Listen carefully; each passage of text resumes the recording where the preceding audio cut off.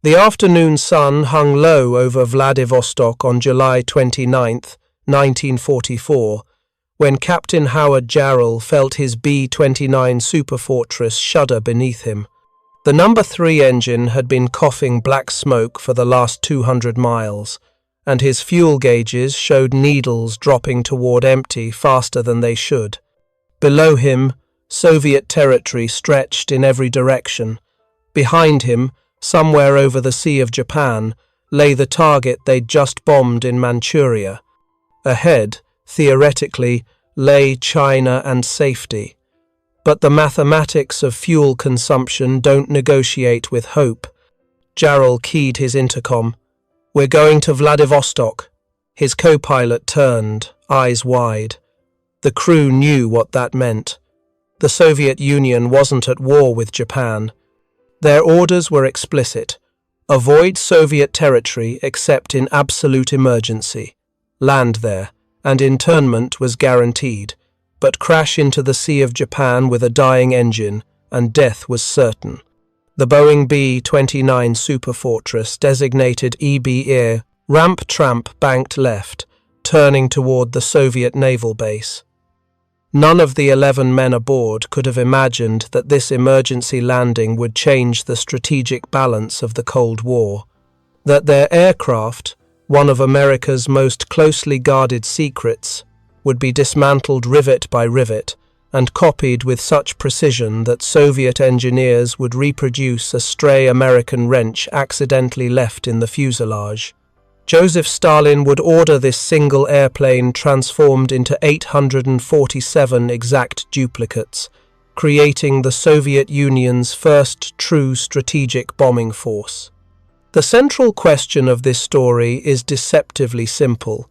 How did a handful of emergency landings hand the Soviet Union the technology to threaten American cities with nuclear weapons?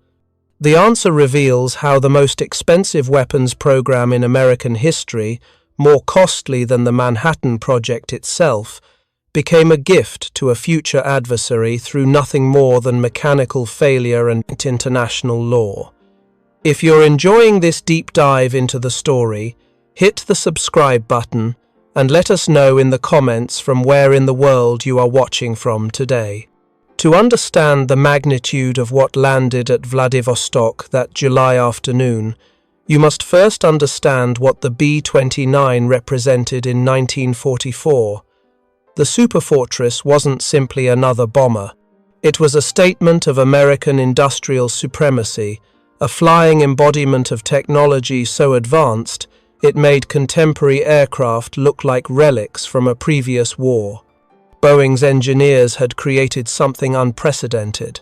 Where the B-17 Flying Fortress carried a maximum bomb load of 8,000 pounds, the B-29 could deliver 20,000 pounds of explosives. Where the B-17 struggled to reach 30,000 feet, the B-29 cruised comfortably at 33,000 feet, above the effective ceiling of most Japanese fighters and anti-aircraft guns. Its four Wright R 3,350 engines, each producing 2,200 horsepower, drove the aircraft to speeds exceeding 350 miles per hour. But the B-29's true innovation lay hidden inside its aluminum skin.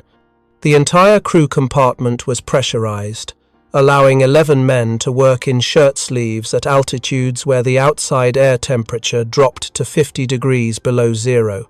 A central fire control system, operated by an analog computer, automatically calculated lead angles for the remote-controlled gun turrets, adjusting for airspeed, altitude, temperature, and gravity. A single gunner could direct 4 turrets simultaneously, tracking targets through a complex system of optics and gyroscopes that represented the cutting edge of fire control technology. The United States Army Air Forces had spent $3 billion developing the B-29. Adjusted for inflation to modern currency, that figure approaches $42 billion. To put that in perspective, that exceeded the entire budget allocated to the Manhattan Project. 4 massive production facilities across the United States operated around the clock. Boeing's plants in Wichita, Kansas and Renton, Washington, Glen L. Martin's facility in Nebraska, and Bell Aircraft's operation in Georgia together employed tens of thousands of workers, each contributing to the production of what was essentially a flying computer wrapped in pressurized aluminum. The Soviet Union had nothing comparable. The VVS, the Soviet Air Force, remained fundamentally a tactical force, designed to support ground operations within a few hundred miles of the front lines. Their heaviest bomber, the Petlyakov P-8, struggled with reliability problems. Only 93 P-8 seconds were built during the entire war. While Britain and America deployed thousands of heavy bombers, Stalin's Air Force focused on sturdy, simple aircraft like the Ilyushin Il-2 Sturmovik ground attack plane and the Yakovlev fighters that dueled with the Luftwaffe over burning cities from Stalingrad to Berlin. Stalin understood the strategic implications of this disparity. A nation without long-range bombers could not project power beyond its immediate borders, could not threaten an enemy's industrial base deep inside their territory, could not, in the emerging age of atomic weapons, deliver nuclear warheads to distant cities. The Soviet leader had requested B-29 seconds through the Lend-Lease program, not once, but twice. Both times, Washington politely declined. The Americans had good reason for refusal. The B-29 represented years of developmental work and billions of dollars in investment. Sharing it meant handing a potential adversary the blueprint for strategic air power. And by mid-1944, despite the continuing alliance against Germany and Japan, tensions were already emerging between Moscow and Washington. Which brings us back to Captain Jarrell and his crew, circling over Vladivostok with a sputtering engine and empty fuel tanks. They had no choice in the matter. International law was clear. The Soviet Union maintained a neutrality pact with Japan, signed in April 1941 and valid for 5 years. That pact stipulated that if either party became involved in hostilities with a third power, the other would remain neutral. For Stalin, this wasn't diplomatic nicety, it was survival. In 1944, the bulk of Soviet forces remained locked in desperate combat with Nazi Germany. The Red Army couldn't afford a two-front war. The poorly defended Soviet garrison at Vladivostok sat within easy striking distance of Japanese armies occupying Korea and Manchuria. One misstep, one provocation, and Japan might decide that neutrality pact wasn't worth the paper it was printed on. Consequently, when American aircraft crossed into Soviet airspace seeking emergency refuge, Moscow had to enforce the law. The crews would be interned, the aircraft would be impounded. Under international law, a neutral nation couldn't simply refuel a belligerent's military aircraft and send it back into combat. The crews understood this. Their briefings had been explicit. Land in Vladivostok only in absolute emergency. Everything else, fuel state, damage, wounded crew, came second to avoiding internment. But mechanical reality doesn't respect diplomatic considerations. As Ramp-Tramp descended toward the Soviet naval airbase at Tsentralnaya Uglovaya, 30 kilometers east of Vladivostok, Jarrell had already accepted what came next. Internment, yes, but internment meant survival. His 11-man crew would live through the war. They would eventually return home. What neither Jarrell nor anyone in Washington could have predicted was what would happen to his aircraft. The B-29 touched down on Soviet soil at approximately 4:30 in the afternoon, local time. Soviet guards immediately surrounded the aircraft, weapons raised. Jarrell and his crew were ordered out at gunpoint. They spent the first week in isolation, questioned repeatedly by Soviet military intelligence officers, and denied contact with the American consulate. The treatment wasn't brutal by Soviet standards, but it was thorough. The NKVD wanted every detail: training procedures, operational tactics, technical specifications. Jarrell and his crew gave the minimum required by military code name, rank, serial number. But the Soviets already had what they really wanted. They had the airplane itself. Within hours of Ramp-Tramp's landing, telegraph messages flashed from Vladivostok to Moscow. Senior Soviet aviation officials recognized immediately what had fallen into their hands. This wasn't a B-17 or B-24 aircraft the Soviets had already examined from previous emergency landings.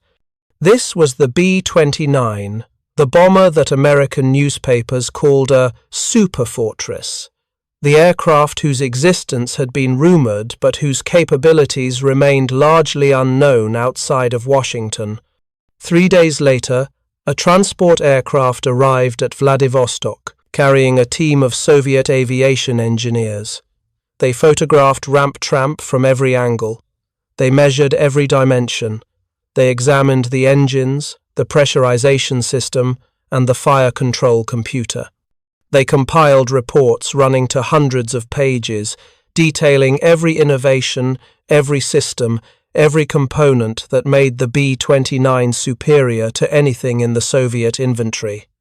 And they waited, because in Moscow, Joseph Stalin was making a decision that would reshape Soviet air power for the next decade. Captain Howard Jarrell wasn't the only American airman who would make an emergency landing in Soviet territory that summer and fall. On August 20th, 1944, another B-29, designated Kate Powmat II, suffered catastrophic engine failure during a raid on Japanese targets. The crew bailed out over Soviet territory near Khabarovsk. The aircraft crashed, but Soviet recovery teams salvaged substantial wreckage. Then, on November 11th, the General H. Arnold, Special limped into Vladivostok after sustaining damage during a night raid on Omura in Kyushu, Japan. 10 days later, on November 21st, a fourth B-29 named Ding Hao joined the growing Soviet collection. The crew of Ding Hao experienced the same reception as Jarrell. Lieutenant John Schaefer, the 22-year-old co-pilot from Michigan, watched Soviet fighters escort them to the same small airfield where Jarrell had landed. As they approached the runway, Schaefer spotted another B-29 on the ramp below. The sight filled him with mixed emotions: relief that they weren't alone, but growing dread about what internment might mean. The Soviet pilots who forced them down weren't hostile exactly. They were professional, efficient, and utterly determined. Ding Hao was directed to land, and the moment the wheels touched Soviet concrete, military vehicles surrounded the aircraft. Schaefer and his crew were ordered out at gunpoint. They were searched, separated, interrogated. Days turned into weeks. Eventually, the crews from all 4 B-29 seconds were transported by train across the Trans-Siberian Railway to Tashkent, deep in Soviet Central Asia. There they joined more than 100 other American airmen who had made emergency landings on Soviet territory during the war. The accommodations weren't brutal, no torture, no starvation, but they weren't comfortable either. The Americans lived in a guarded compound, forbidden from leaving, unable to communicate with home. The Soviet authorities kept them isolated, monitored their conversations, and restricted their movements. International law required that interned airmen be treated humanely, and by the harsh standards of wartime Soviet imprisonment, the Americans were treated reasonably well. But they were prisoners nonetheless, cut off from the war, uncertain when or if they would ever return home. Back in Washington, diplomatic pressure mounted. The State Department lodged formal protests. The American ambassador in Taipei Pisers. Moscow raised the issue repeatedly, but Stalin held firm. The aircraft, he insisted, must remain in Soviet custody. International law justified the internment. The neutrality pact with Japan demanded it. The crews would be released eventually, probably, but the airplanes were a different matter entirely.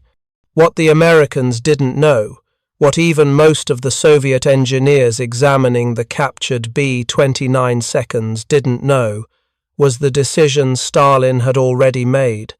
In a secure office in the Kremlin, surrounded by aviation industry officials and NKVD officers, Stalin had outlined his vision. The Soviet Union would not simply study these captured aircraft and incorporate a few innovations into existing designs. No, the Soviet Union would copy the B-29 exactly, every dimension, every system, every component, bolt for bolt, rivet for rivet. The man Stalin chose to lead this extraordinary project was Andrei Tupolev, the Soviet Union's most accomplished aircraft designer.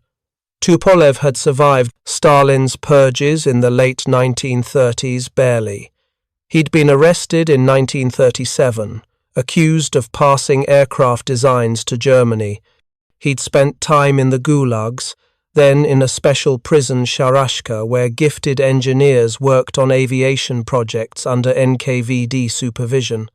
By 1944, Tupolev had been rehabilitated, his considerable talents recognized as too valuable to waste. When Stalin summoned him and explained the assignment, Tupolev understood immediately the magnitude and danger of the task. Copy the B-29 exactly. Have the first prototype ready for flight testing within 2 years. Begin mass production shortly thereafter. No excuses, no delays. Stalin didn't need to elaborate on the consequences of failure. Tupolev had already experienced Soviet justice once. He had no desire to repeat that education. The technical challenges were staggering. The B-29 had been designed using American imperial measurements, inches, feet, pounds. Soviet industry operated on the metric system. Every dimension would need converting, but that was merely the beginning of the problems. American aluminum alloys came in different grades and thicknesses than Soviet equivalents. American electrical systems operated on different voltages. American industrial tolerances assumed manufacturing capabilities that Soviet factories often lacked. Consider the tires. The B-29's massive weight required enormous tires, far larger than anything Soviet industry produced. The Soviet tire industry would need to develop entirely new molds, new rubber compounds, new production techniques. Or consider the plexiglass nose. The compound curves of that transparent bombardier's compartment represented a manufacturing challenge that Soviet optical industries had never confronted. Or the engines copying the Wright R3350's 18-cylinder radial engine would require reverse engineering thousands of precision components, each manufactured to tolerances measured in thousandths of an inch, and Stalin wanted this done in 2 years. Tupolev mobilized the entire Soviet aviation industry. 3 captured B-29 seconds were transported to Moscow Ramp-Tramp, General H.A. Arnold's Special, and Ding Hao. The 4th aircraft, Kate Pyomat II, had crashed too severely for complete reconstruction, but salvaged components were shipped to Moscow for study. 1 complete B-29 would be systematically dismantled, every part catalogued, measured, photographed, and analyzed. The second would remain largely intact as a reference, to be consulted whenever questions arose about how components fit together. The third would be used for flight testing, to verify that Soviet copies performed identically to the American original. Teams of engineers descended on the aircraft. They measured every dimension with calipers and micrometers. They photographed every system from multiple angles. They created detailed technical drawings of every component, no matter how seemingly insignificant. They tested materials, analyzed metallurgy, and examined welding techniques. They discovered hundreds of small innovations, self-sealing fuel tanks, advanced hydraulic systems, sophisticated electrical wiring harnesses that represented incremental improvements over Soviet practice. The scope of the reverse engineering effort was unprecedented. More than 900 Soviet factories would eventually contribute components to what would become the Tupolev Tu-4, the Soviet designation for their copy of the B-29. Each factory received detailed blueprints, converted to metric specifications. Each faced the challenge of producing components to American tolerances, using Soviet equipment and materials. The engineers working under Tupolev discovered that copying an aircraft exactly proved far more difficult than designing a new one from scratch. When you design your own aircraft, you make choices based on available materials and manufacturing capabilities. You design around your limitations. But when you're copying someone else's design, you're forced to match capabilities you might not possess. Soviet aluminum, for instance, came in different gauges than American aluminum. The B-29's skin panels were manufactured to specific thicknesses measured in fractions of an inch. Soviet mills produced sheets measured in millimeters. Simply converting the measurements wasn't enough. The structural calculations depended on exact material properties. Use slightly thicker aluminum, and the aircraft gains weight. Use thinner material, and structural integrity suffers. Every panel had to be re-engineered to match American performance using Soviet materials. The fire control system presented perhaps the greatest challenge. The B-29's General Electric Central Fire Control System represented the most sophisticated weapons guidance technology in the world. Analog computers, mechanical calculating devices using gears, cams, and electrical relays automatically adjusted. The gun turret aim based on dozens of variables. Airspeed, altitude, temperature, humidity, target speed, target angle, all these factors fed into mechanical computers that calculated the precise lead angle needed for bullets to intercept a moving target. Soviet engineers had never built anything comparable. They understood the principles, ballistics, trigonometry, mechanics, but translating those principles into a functioning mechanical computer required manufacturing precision at the limits of Soviet industrial capability. Every gear had to be cut to exact specifications. Every bearing had to operate with minimal friction. Every electrical connection had to function reliably at high altitude and low temperature. Teams of engineers spent months simply understanding how the American fire control system worked. They disassembled it component by component, photographing each stage of disassembly. They traced electrical circuits. They measured gear ratios. They tested mechanical linkages. Only after completely understanding the American design could they begin the process of recreating it using Soviet components and manufacturing techniques. The Wright R-3350 engine represented another monumental challenge. This massive 18-cylinder radial engine produced 2,200 horsepower, making it one of the most powerful piston engines in the world. It was also temperamental, prone to overheating, and required meticulous maintenance. The Americans themselves had struggled with R-3350 reliability during the B-29's development. Soviet engineers would need to copy not just the engine's basic design, but also understand the subtle metallurgical properties that made it function or fail to function under combat conditions. Fortunately, the Soviets had some foundation to build on. They'd been manufacturing copies of the American Wright Cyclone engine under license since before the war. The Shvetsov Ash-73 engine used in Soviet bombers derived from Wright technology, but the R-3350 was far more advanced, far more powerful, and far more complex than earlier Wright designs.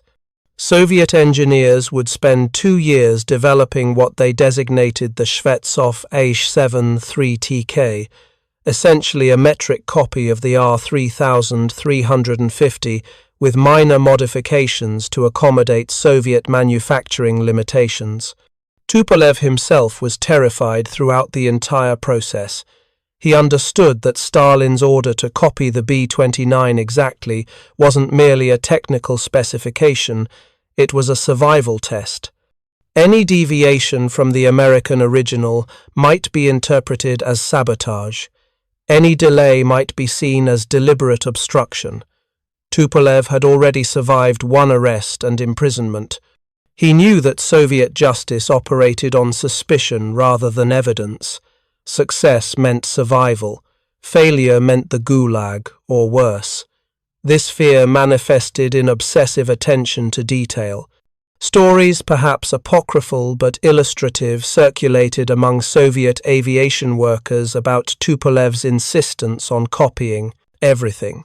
One tale claimed that when engineers found a small hole in one B-29's wing, apparently from battle damage, they asked whether they should include this imperfection in their copy. Tupolev allegedly ordered the hole included, reasoning that Stalin's order had been to copy the aircraft exactly. Another story described engineers discovering an American wrench accidentally left inside the fuselage. Rather than simply removing it, they supposedly photographed it, measured it, and included a metric equivalent in every subsequent Tu-4 production aircraft. These stories are almost certainly exaggerated. Tupolev was a brilliant engineer, not a mindless copyist. He understood that battle damage shouldn't be reproduced. But the stories reflect a deeper truth about the psychological pressure Soviet engineers operated under. They worked knowing that any deviation, any perceived shortcut, any failure to match American performance might be interpreted as treason. The first Soviet-built Tu-4 prototype rolled out of the factory in early 1947. It looked virtually identical to the American B-29. Same wingspan of 141 feet 3 inches, same fuselage length of 99 feet, same distinctive stepped cockpit canopy, same remote-controlled gun turrets. From a distance, even experienced American aviators would have struggled to distinguish a Tu-4 from a genuine B-29. But subtle differences existed. The Soviet copy weighed approximately 340 kilograms more than the American original, a difference of less than 1%, but significant nonetheless. The added weight came from substituted materials, slightly thicker structural elements, and components manufactured to looser tolerances. The Soviet engines, while functionally equivalent to the Wright R-3350, differed in minor details of construction. The fire control system worked on the same principles but used Soviet-manufactured electrical components and mechanical parts. On May 19, 1947, test pilot Nikolai Rybko climbed into the cockpit of the first Soviet-built Tu-4 and prepared for its maiden flight. Tupolev watched from the ground, his career and possibly his life depending on the next hour. If the aircraft failed to fly, if systems malfunctioned, if performance fell short of expectations, the consequences would be severe. The 4 Shvetsov engines coughed to life, their throaty roar echoing across the airfield. Rybko advanced the throttles.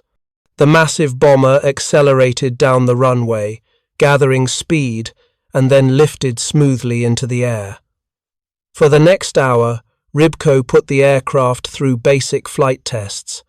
Turns, climbs, descents, stalls. The Tu-4 performed almost exactly like the American B-29 that Soviet engineers had studied so obsessively for the previous 2 years. When Rybko landed and climbed from the cockpit, Tupolev permitted himself a moment of relief. The aircraft flew, systems functioned, performance matched predictions. The most audacious reverse engineering project in aviation history had succeeded. But Stalin wanted more than a successful prototype. He wanted mass production. He wanted hundreds of these aircraft rolling off Soviet assembly lines, creating a strategic bombing force capable of threatening American cities if the Cold War turned hot. Soviet industry mobilized once again, this time shifting from reverse engineering to mass production. The scale of this effort was staggering. More than 900 factories across the Soviet Union contributed components. Aviation plants in Moscow, Kazan, and Kuibyshev assembled complete aircraft. Engine factories produced the Shvetsov Ash-73 TK power plants. Electronics plants built fire control computers. Aluminum mills rolled sheets to precise thicknesses. Tire factories developed new molds for the massive landing gear. Thousands of skilled workers learned new techniques, adapted American manufacturing methods to Soviet equipment, and solved countless small problems that arose when translating imperial measurements to metric specifications. Quality control became a constant struggle. Soviet manufacturing tolerances generally ran looser than American standards. Components that should have been interchangeable sometimes weren't. Engines that should have produced 2,200 horsepower sometimes fell short. Electrical systems that should have been reliable sometimes failed. But gradually, through repetition and experience, Soviet workers improved their techniques. Early Tu-4 seconds required extensive hand-fitting of components. Later aircraft incorporated lessons learned, with better standardization and fewer production defects. By 1949, Soviet factories were producing Tu-4 seconds at a rate of approximately 10 aircraft per month. Not the hundreds per month that American factories had achieved during the war, but sufficient to build a credible strategic bombing force. And unlike the American B-29 seconds, which were being retired from frontline service as jet-powered bombers entered production, the Tu-4 represented the cutting edge of Soviet aviation technology. The West first learned about the Tu-4's existence on August 3, 1947, during the annual Aviation Day celebration at Tushino Airfield outside Moscow. Soviet authorities invited foreign military attaches and journalists to watch a carefully choreographed air show displaying Soviet air power.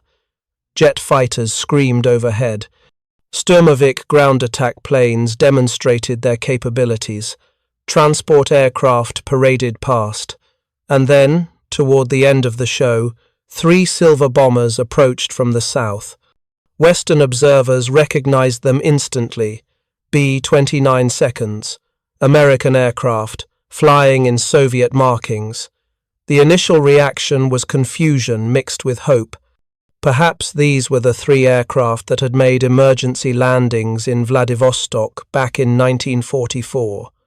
Perhaps the Soviets were finally returning them, as Washington had repeatedly requested. But the truth was far more disturbing. These weren't captured American aircraft. These were Soviet-built copies. 3 Tu-4 seconds, identical in appearance to B-29 seconds, demonstrated that the Soviet Union now possessed strategic bombing capability equivalent to America's. If you find this story engaging, please take a moment to subscribe and enable notifications. It helps us continue producing in-depth content like this. The revelation sent shockwaves through Western intelligence services. American military analysts had assumed that Soviet aviation technology lagged years behind Western capabilities. The appearance of jet fighters like the MiG-15 had been concerning but expected.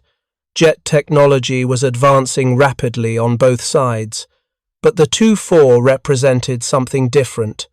It demonstrated that the Soviets could not only copy advanced American technology, but could do so with remarkable precision and scale. More concerning was what the Tu-4 made possible. The Soviet Union had successfully tested its first atomic bomb on August 29, 1949. That test, conducted at the Semipalatinsk site in Kazakhstan, proved that Moscow possessed nuclear weapons capability far sooner than American intelligence had predicted. And now the Soviets had an aircraft capable of delivering those weapons. The Tu-4's combat radius of approximately 3,000 miles meant it could strike targets deep inside Europe. It could reach Western European capitals from bases inside the Soviet Union. And while it couldn't quite reach the American mainland from Soviet territory and return, a one-way mission was possible, and Soviet military doctrine didn't rule out such missions. The strategic balance of the early Cold War had fundamentally shifted. American military planners scrambled to respond. The Air Defense Command, responsible for protecting American airspace, received massive budget increases. Radar networks expanded across Alaska, Canada, and the northern United States.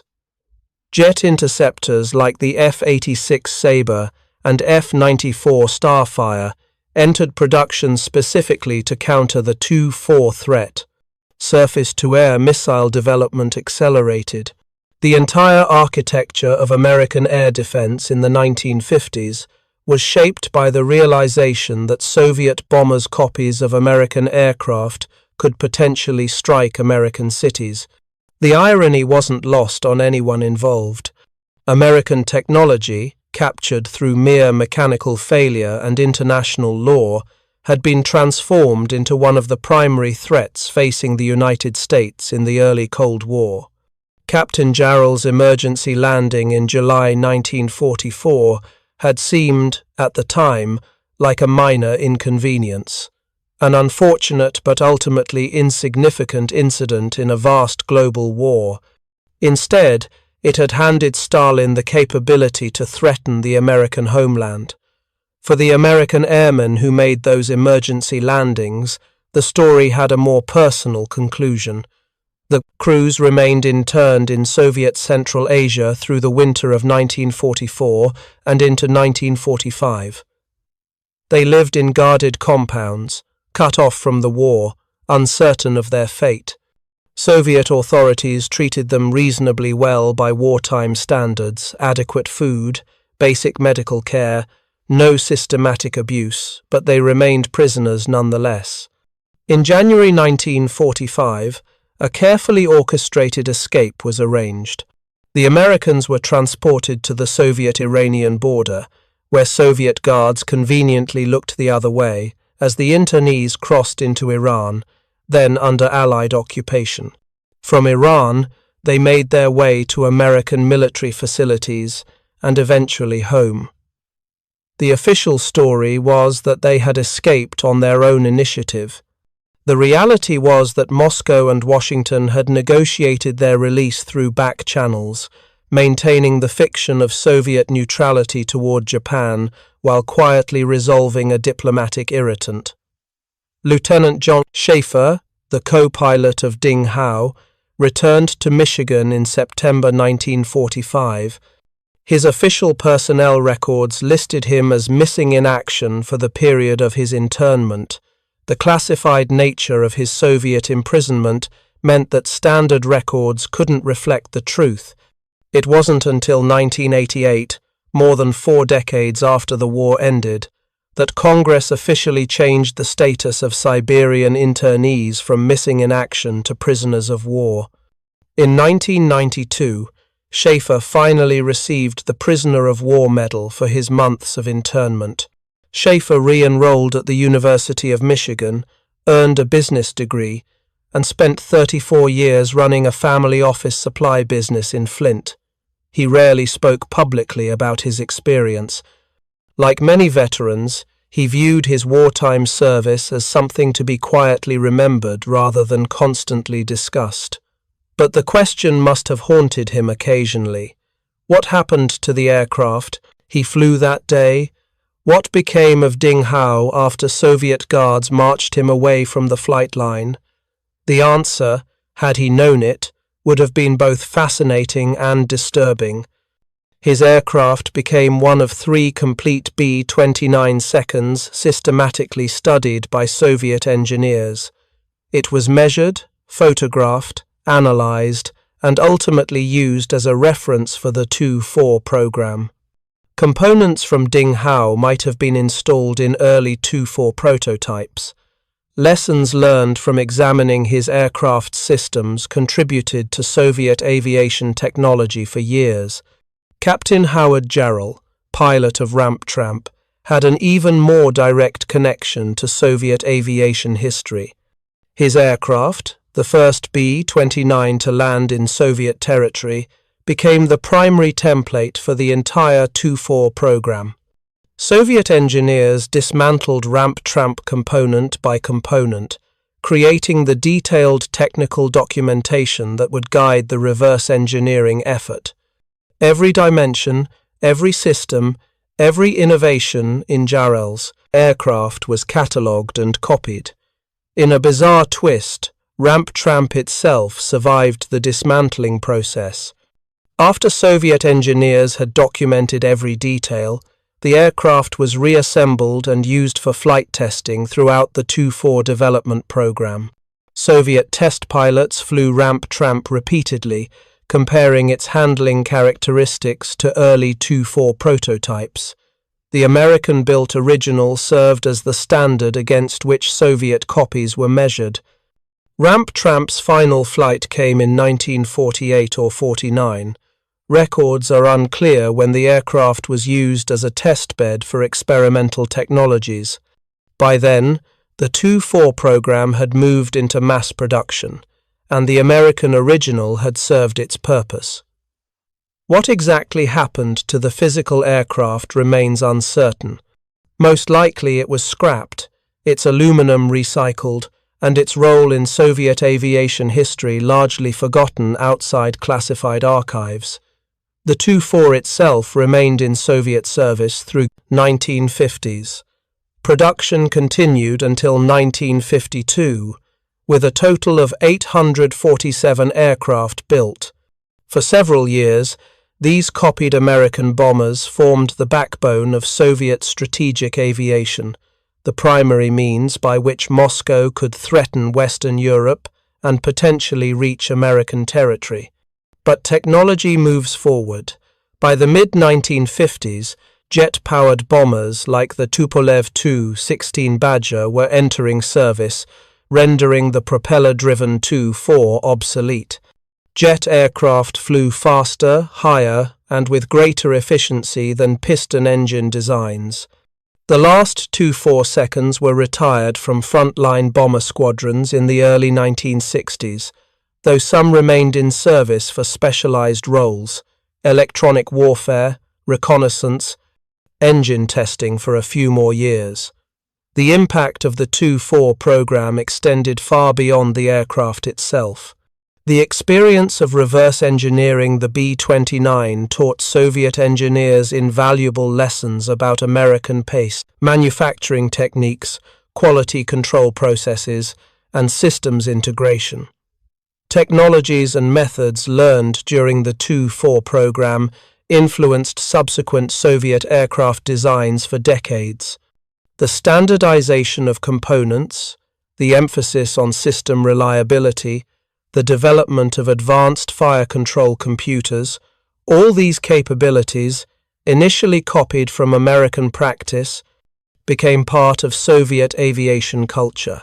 Perhaps more significantly, the 2-4 program demonstrated that the Soviet Union could close technological gaps through determined effort and massive resource allocation.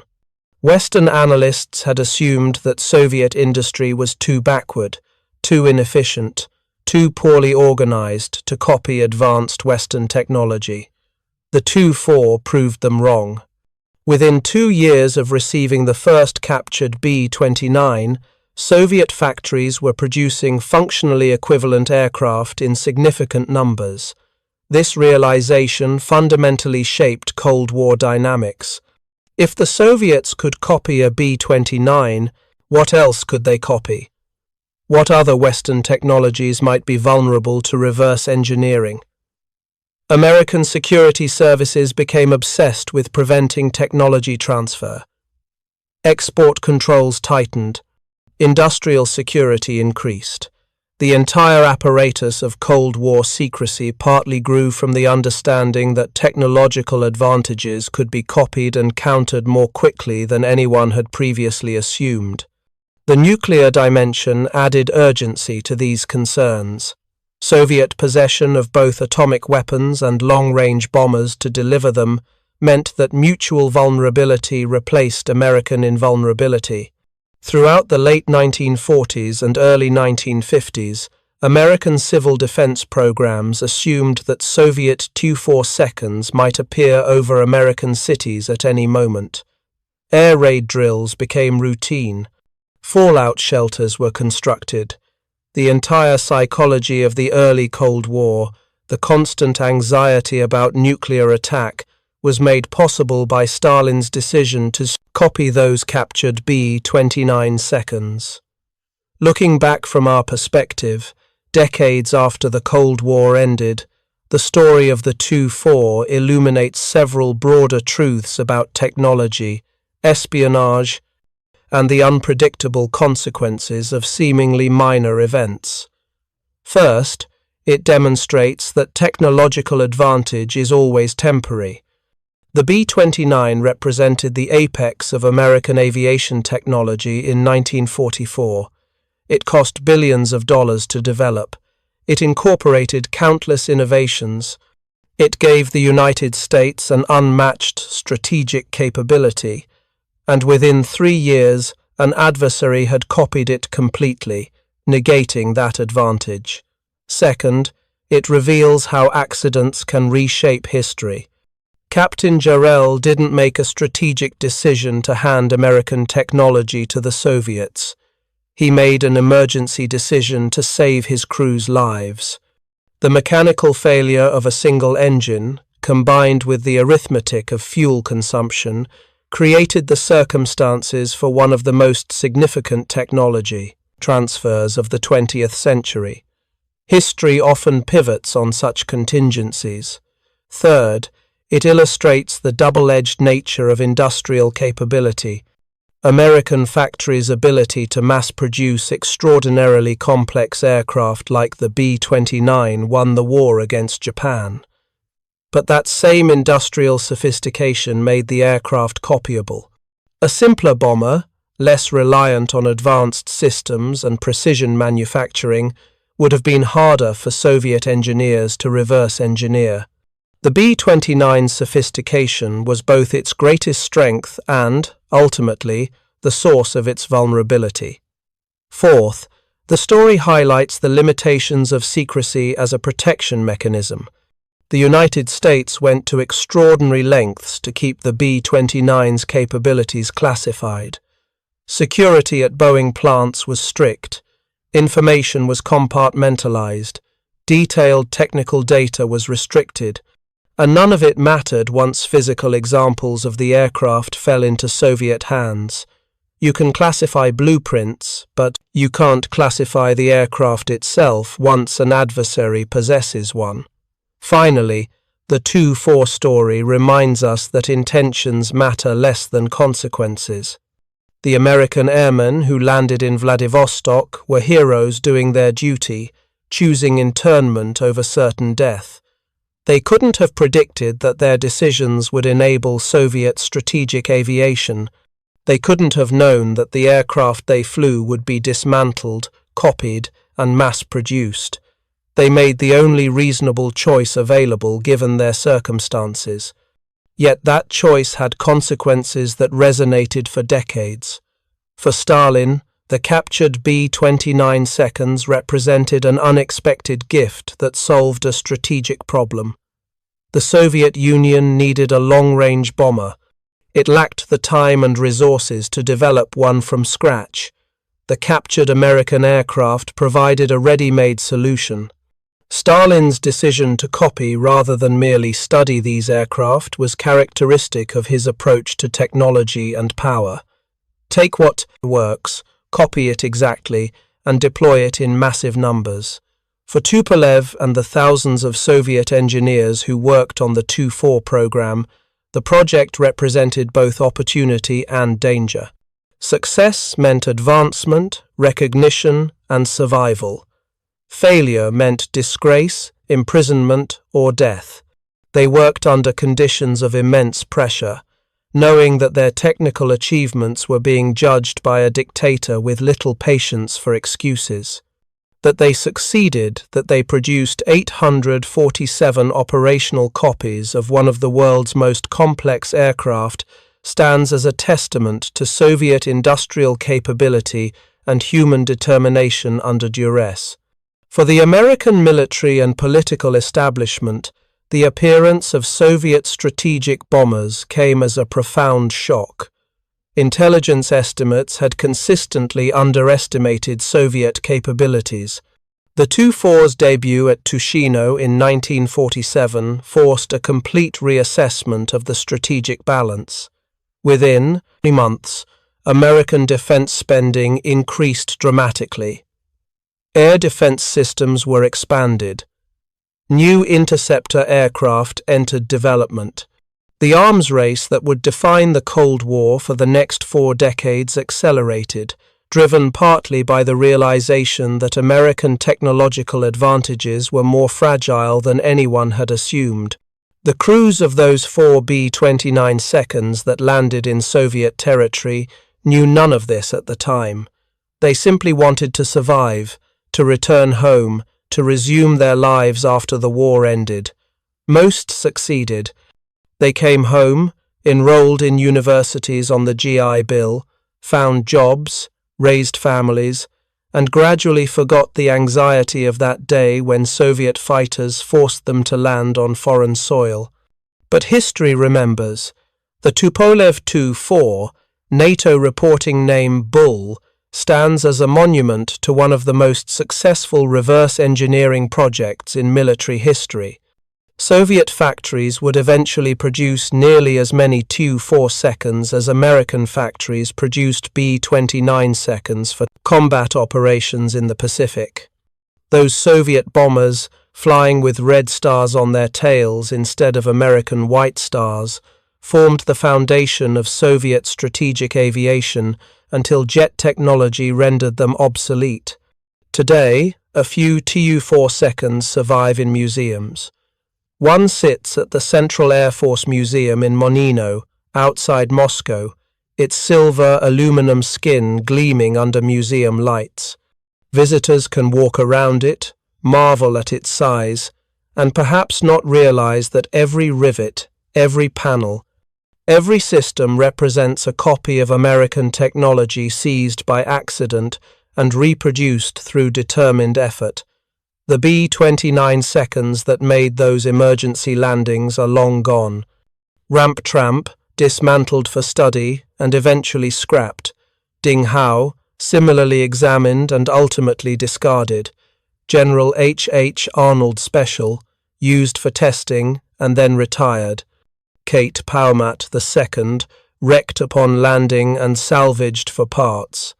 None survived the war, but their legacy did, transformed into 847 Soviet copies that shaped Cold War strategy for more than a decade. The central irony of this story remains stark. American industry spent $3 billion developing the B-29 Superfortress. American crews flew these aircraft on dangerous missions against Japan, and 4 mechanical failures handed the technology to a future adversary who copied it exactly and used it to threaten American cities. No espionage was needed. No spy stole blueprints. No mole passed classified documents. Simple mechanical reliability, or the lack thereof, accomplished what no intelligence operation could have managed. Captain Howard Jarrell made the right decision when his No. 3 engine failed over the Sea of Japan that July afternoon in 1944. He saved his crew, but his emergency landing changed the strategic balance of the early Cold War in ways that no one, not Jarrell, not Stalin, not the engineers who would spend 2 years copying his aircraft, could have fully anticipated. History often works that way, transforming tactical decisions into strategic consequences, turning mechanical failures into geopolitical shifts, and proving that accidents can matter as much as intentions. Thank you for watching. For more detailed historical breakdowns, check out the other videos on your screen now, and don't forget to subscribe.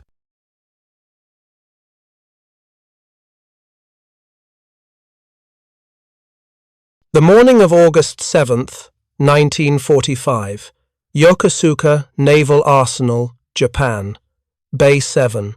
Chief Engineer Takeshi Nakamura stands before a vehicle that shouldn't matter anymore. The war is ending, everyone knows it, even if no one says it aloud. American B-29s have turned entire cities into ash. The Navy is gone, the Army is broken. And here, in this cavernous maintenance bay that once serviced destroyers and cruisers, sits a small, battered American truck, olive-drab paint, chipped and sun-faded, mud caked in the wheel wells, the volcanic black soil of Okinawa still embedded in the treads after weeks in storage. The Americans call it a Jeep. The word sounds almost comical in Japanese jiepu, a strange, borrowed sound for a strange, blunt machine. Nakamura has been avoiding this assignment for 3 weeks. It arrived on July 15th, pulled from the wreckage of Okinawa's final days, one of 3 captured vehicles sent to various military research facilities across what remains of the Japanese Empire.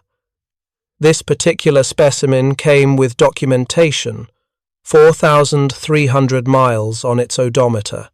Manufactured by Willys Overland in Toledo, Ohio, in March of 1943, serial number stamped into the frame, 2045873.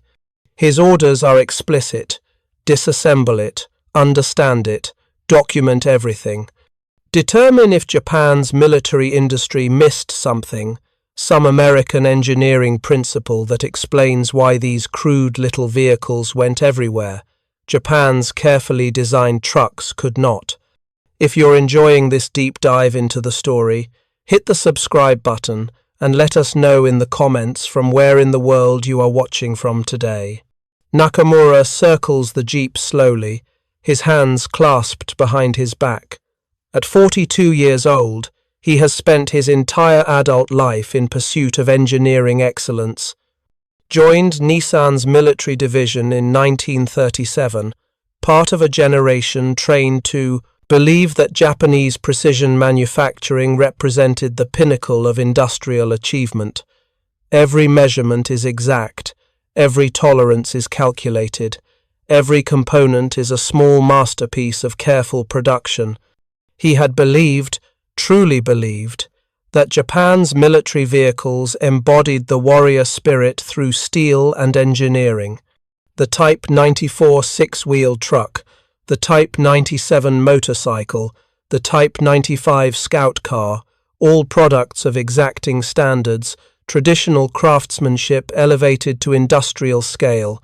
And yet, combat reports from the Pacific told a different story. Not the official reports, carefully edited for consumption by the General Staff, but the raw field reports that occasionally made it back to technical bureaus. Reports from exhausted maintenance officers describing vehicles that defeated Japanese logistics through their sheer refusal to break down. Small American trucks that climbed volcanic slopes where Type 94s lost traction.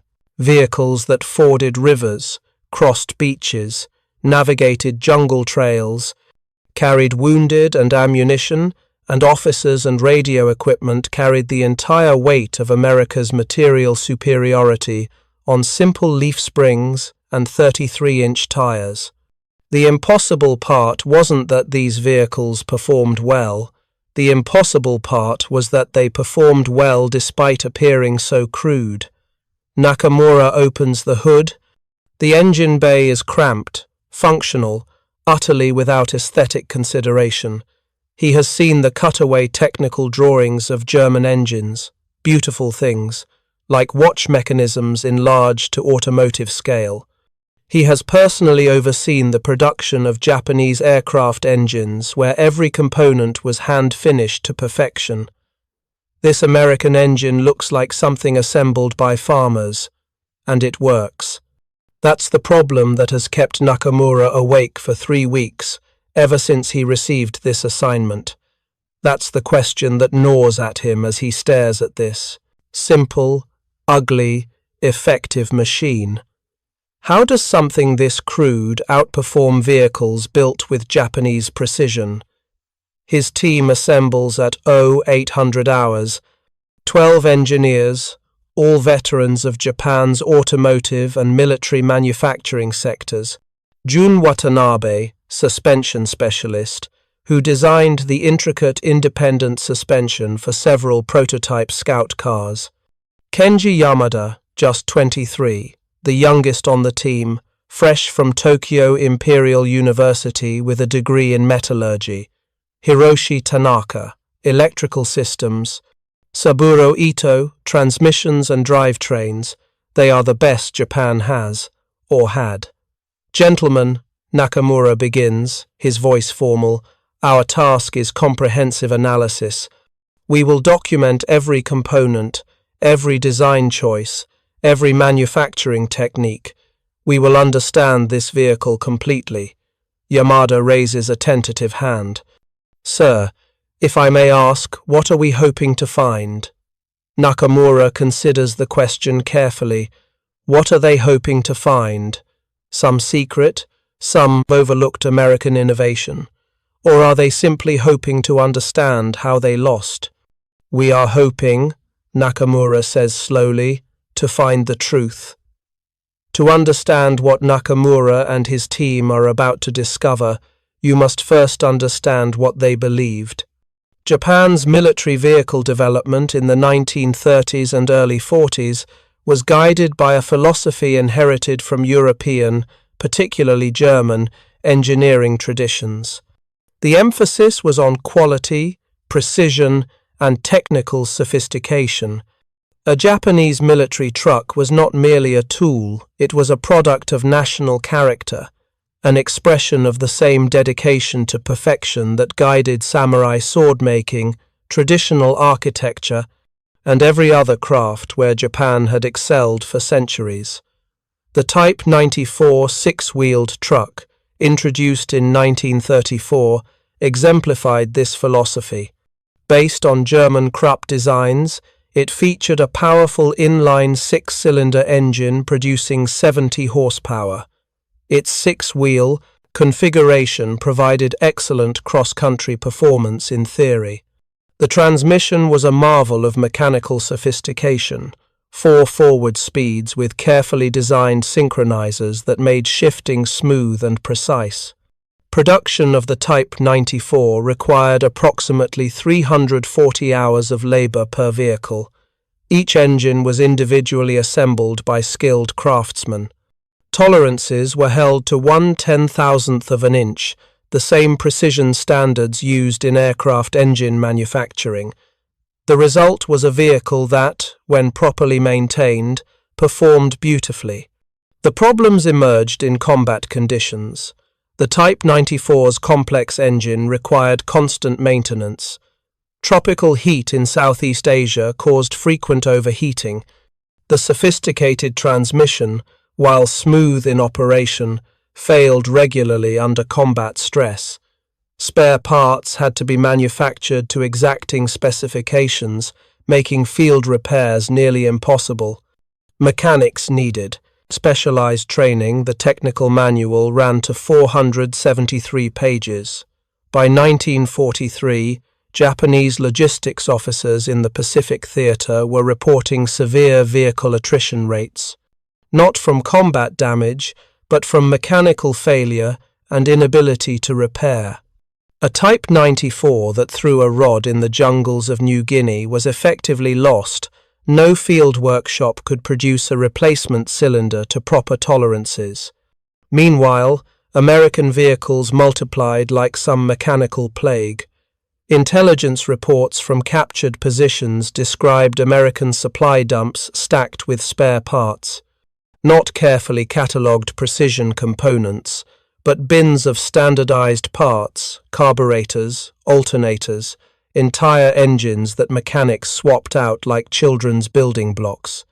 American vehicles were maintained by soldiers who, in peacetime, had been farmhands and factory workers, not trained precision craftsmen. Japanese military doctrine had assumed that technical superiority would compensate for industrial capacity. One Japanese truck, properly designed and maintained, should outperform 3 American vehicles. That was the theory. Reality proved different. By mid-1945, Japan's military vehicle production had collapsed entirely. The factories that had built Type 94s with such care were either destroyed by bombing or starved of raw materials. The jeep sitting in Bay 7 of Yokosuka Naval Arsenal represented more than just a captured vehicle. It represented the complete failure of Japanese manufacturing philosophy in modern industrial warfare. Nakamura understood this in abstract terms. What he did not yet understand was why. The disassembly begins on August 8, 1945. Standard procedure. Exterior documentation first. Watanabe takes measurements while Yamada records everything in a leather-bound notebook. The Jeep's dimensions are modest 80 inches wheelbase, 132 inches overall. Length, 62 inches wide. Height to the top of the windscreen, 52 inches. Ground clearance, 8 3/4 inches. Weight, 2,453 pounds. Lighter than I expected, Watanabe observes. The Type 97 motorcycle with sidecar weighed nearly as much. The suspension is examined next. Simple leaf springs, front and rear. No independent suspension, no sophisticated shock absorption. The front axle is solid, mounted on springs that look almost agricultural in their simplicity. Watanabe, who has designed complex multi-link independent suspensions, stares at the leaf springs with something approaching confusion. This is very basic, he says carefully. Does it work? Nakamura asks. According to the combat reports, yes, extremely well. Then perhaps we have been designing the wrong things. The wheels come off next. 5 identical wheels, 4 corners, plus a spare mounted on the rear. 33-inch tires, designed by a company called Goodyear. The wheels themselves are simple stamped steel, painted the same olive drab as the body. No aesthetic consideration whatsoever. They are crude, functional, interchangeable. That word keeps appearing in Yamada's notes. Interchangeable. In Japanese military vehicle design, components were precisely matched. Each wheel was balanced individually. Each tire was inflated to exact specifications. The American approach seemed almost careless by comparison. Any wheel fit any position. The spare was identical to the other 4 in every respect. Sir, Yamada asks, why would they make all 5 wheels the same? It adds weight to carry a full-size spare. Nakamura considers this. Simplicity. Any wheel can replace any other wheel. No need to remember which corner of the vehicle it came from. But that's inefficient. Is it? Nakamura gestures at the Jeep. This vehicle crossed the Pacific Ocean, drove through the Battle of Okinawa, and still runs. How many Type 94s can claim the same? Yamada has no answer. August 10th, 1945. The engine extraction. 6 men lift the Willys Go Devil engine from its mounts. It comes out easily, 4 bolts, fuel lines, electrical connections. In under an hour, the engine sits on the examination table. Nakamura's team circles it like surgeons studying a patient. 134 cubic inches of displacement, 4 cylinders, overhead valves, compression ratio of 6.5 to 1, maximum output 60 horsepower at 4,000 revolutions per minute, maximum torque 105 pound-feet at 2,000 revolutions per minute. By Japanese standards, these are modest specifications. The Type 94's engine produced 70 horsepower from a larger displacement.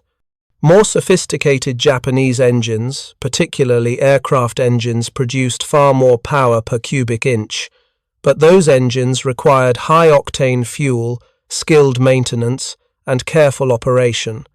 This American engine was designed to run on virtually any fuel, be maintained by amateurs, and survive brutal treatment. The first real shock comes when Watanabe measures the cylinder bores. "Sir," he says quietly, "the tolerances." Nakamura examines the measurements himself. The cylinders are machined to tolerances of approximately 1/1000th of an inch. By Japanese standards, this is shockingly loose. Japanese military engines were held to 1/10,000th of an inch, sometimes tighter. This engine should destroy itself, Watanabe says. These tolerances are too loose. Thermal expansion alone should cause the pistons to seize. And yet, Nakamura reminds him, 4,300 miles. They disassemble the engine completely over the next 3 days. Every component is measured, weighed, and documented. A pattern emerges not in what the engine does, but in what it doesn't do. It doesn't try to achieve maximum efficiency. The compression ratio is deliberately conservative, reducing stress on components. It doesn't use exotic materials, just cast iron and basic steel alloys. It doesn't require precision assembly. The loose tolerances mean parts can be slightly out of specification and still function. The crankshaft exemplifies this philosophy.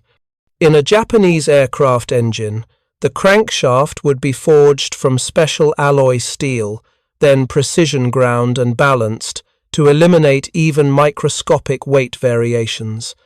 The Jeep's crankshaft is heavier, rougher, balanced only approximately. This is peasant engineering, Tanaka mutters. Nakamura doesn't respond immediately. He's staring at the crankshaft, turning it over in his hands, and something is crystallizing in his mind, something uncomfortable, something that challenges every assumption he's carried for 20 years.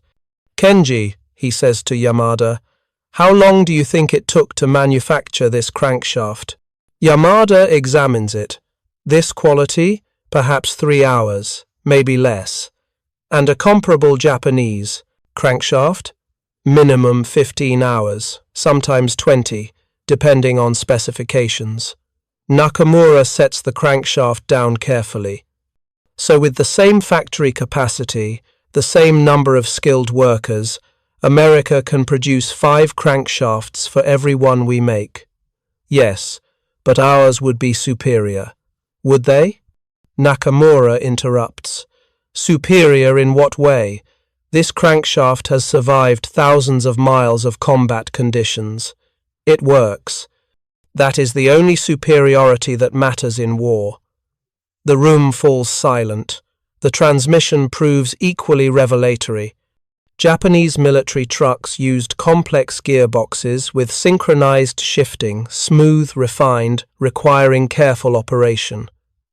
The Jeep's T-84 transmission is almost brutally simple. 3 forward gears, 1 reverse, with a gear reduction transfer case that provides 4-wheel drive. Ito, the transmission specialist, disassembles it with growing bewilderment. There's no synchronization, he notes. Shifting must be difficult. Soldiers were trained to double clutch, Nakamura explains, based on what intelligence reports had documented. The transmission is designed assuming rough treatment. But why not include synchronizers? The technology exists because, Nakamura interrupts, synchronizers add complexity, more parts that can break, more precision required in manufacturing. The Americans designed for soldiers who might have weeks of training, not years. They were designed for mechanics who learned in field conditions, not specialized schools. Ito lifts the transfer case assembly. It's heavy, simple, and elegant in its directness. A lever allows the driver to select two-wheel drive, four-wheel drive high range, or four-wheel drive low range. No sophistication, no refinement, just mechanical directness. A child could understand this, Ito says. Exactly, Nakamura responds. That's exactly the point. The four-wheel drive system crystallizes everything Nakamura's team has been discovering. Japanese engineers had experimented with four-wheel drive, but found it too complex for mass production. The Jeep solved the problem through aggressive simplification, a transfer case so straightforward that Nakamura sketches its entire mechanism in under 20 minutes. But simplicity wasn't just about ease of understanding. It was about ease of manufacturing, ease of repair, ease of supply chain management. Every simplification multiplied across thousands of vehicles, millions of components, the entire industrial system. August 13th, 1945, evening. Nakamura sits alone in his office at the arsenal, surrounded by technical drawings and measurement logs. Outside, Yokosuka dark. Electricity is rationed now, and even military facilities go unlit after sunset. He spreads the drawings across his desk. Every major system of the Jeep, documented in meticulous detail. Engine, transmission, suspension, frame, electrical, fuel system. Not one system shows technical superiority to Japanese equivalents. Not one. The Jeep's engine is less powerful than comparable Japanese engines. Its transmission is cruder. Its suspension is simpler. Its electrical system is basic. Its construction quality, by Japanese standards, is almost primitive. And yet the Jeep works better. Nakamura thinks about the Type 94 six-wheeled trucks, beautiful machines that required 340 hours to build and broke down in jungle heat. He thinks about Japanese scout cars with sophisticated independent suspension that became helpless when a single component failed and no spare parts were available. He thinks about precision-manufactured engines that seized when tropical grit contaminated oil past microscopic tolerances. The Americans hadn't built better vehicles. They'd built more appropriate vehicles. They're designed for reality, not theory, for average soldiers, not skilled specialists, for combat conditions, not parade grounds, for an industrial system that could produce 1 million vehicles instead of 100 perfect ones. A knock interrupts his thoughts. Yamada enters, holding the leather-bound notebook where he's recorded every measurement, every observation. "Sir, I've been thinking about the frame welds." "Yes?" "They're ugly, rough, but I calculated the time required. We estimate 90 seconds per weld. Our vehicles require 4 to 6 minutes per weld. The time savings across an entire vehicle is enormous." Nakamura finishes. "I know." "Sir, do you think Yamada hesitates? Do you think we've been doing it wrong all this time?" It's the question Nakamura has been avoiding for days. The question that strikes at the foundation of everything he's believed about engineering, about craftsmanship, about the Japanese way. We have not been doing it wrong, Nakamura says slowly. We have been answering the wrong question. We asked, how do we build the best truck? The Americans asked, how do we build enough trucks that work well? Enough? Different questions, different answers. But which question is correct? Nakamura looks at the drawings spread across his desk.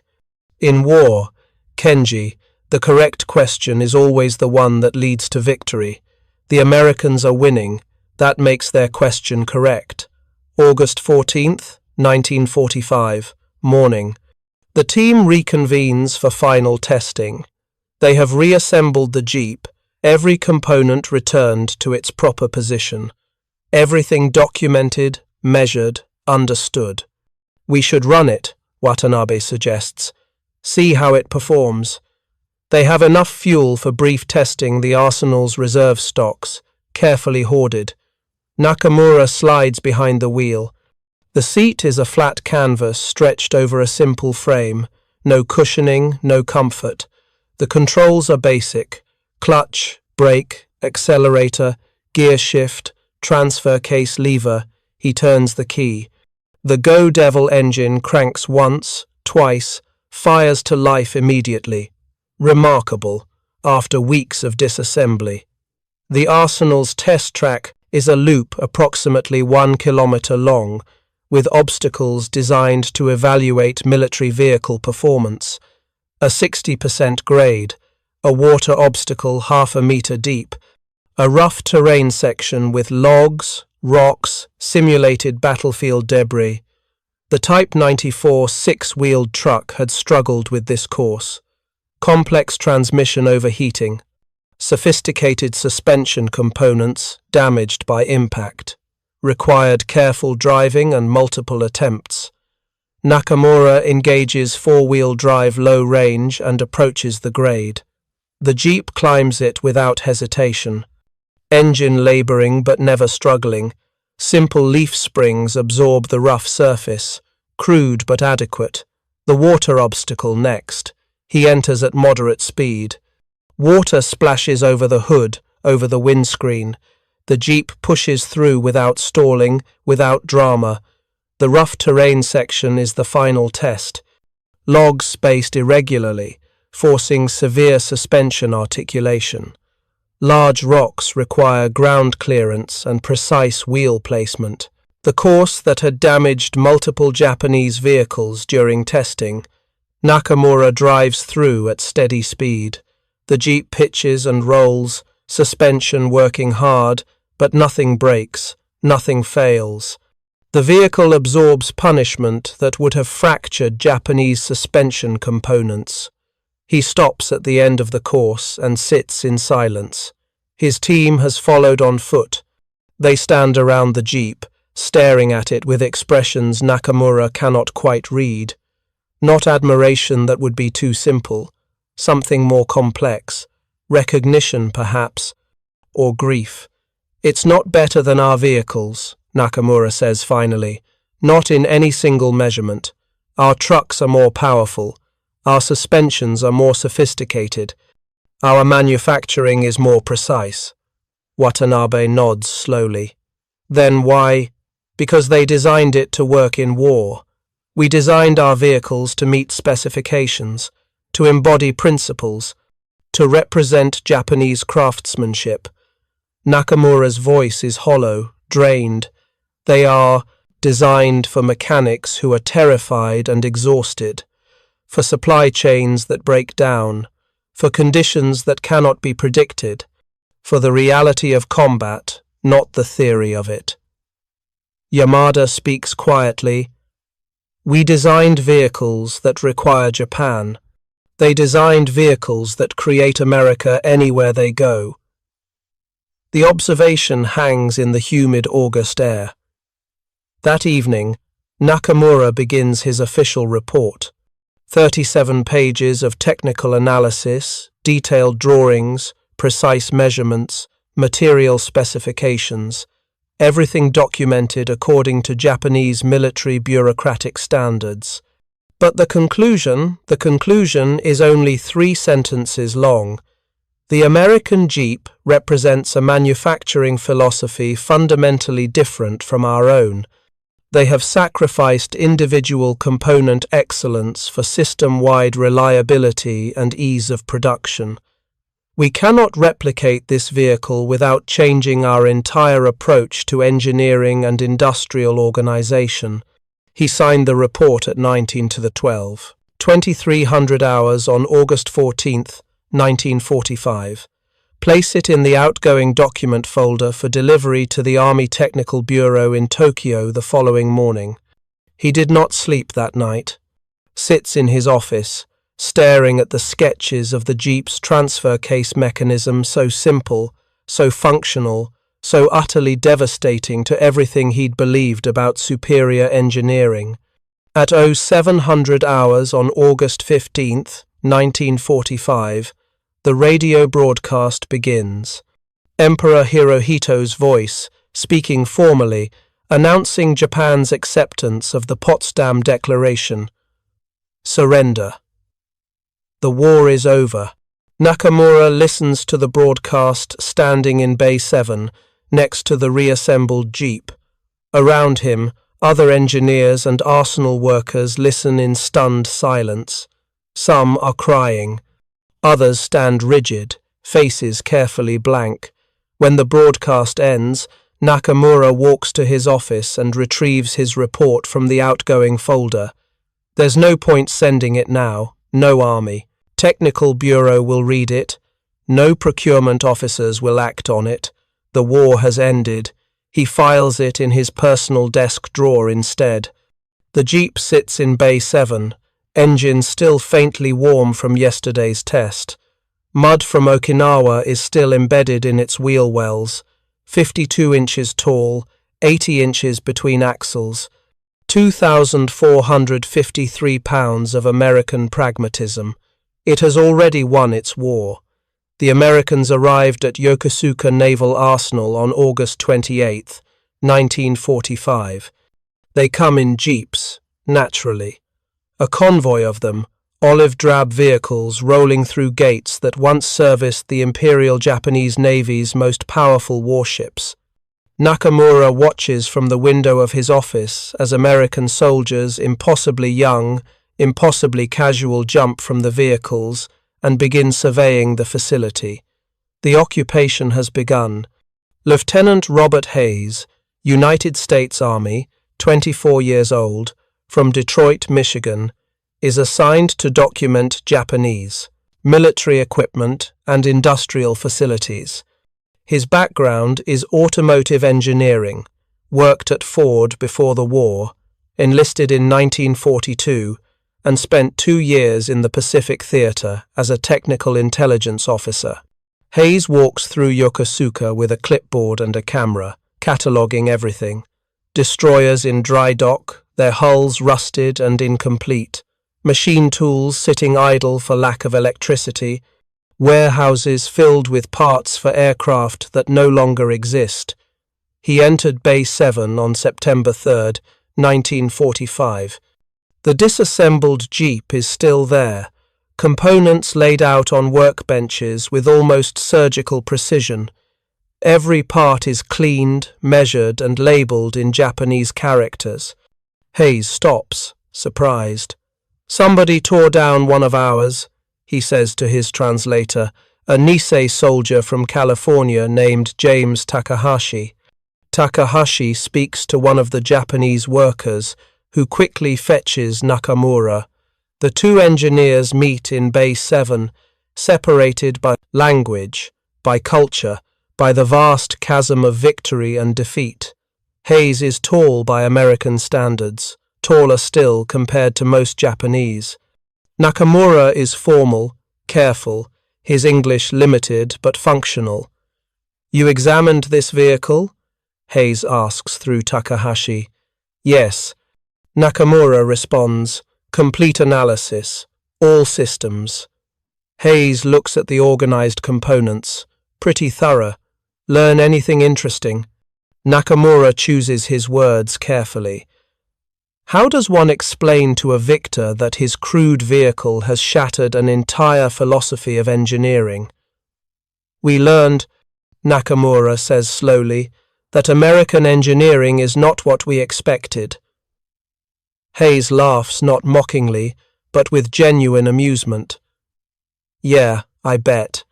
Our stuff looks pretty rough compared to your work, but it gets the job done, right? Yes, Nakamura says quietly. It gets the job done. Hayes doesn't understand the weight of that admission, cannot understand what it means for a Japanese engineer to acknowledge that crude simplicity defeats careful craftsmanship, cannot know that this moment, in this maintenance bay, represents the death of an entire industrial ideology. Mind if I take some pictures? Hayes asks. For the technical reports. Nakamura gestures for permission. Hayes photographs the disassembled Jeep, the careful layouts, the notebooks filled with measurements and observations.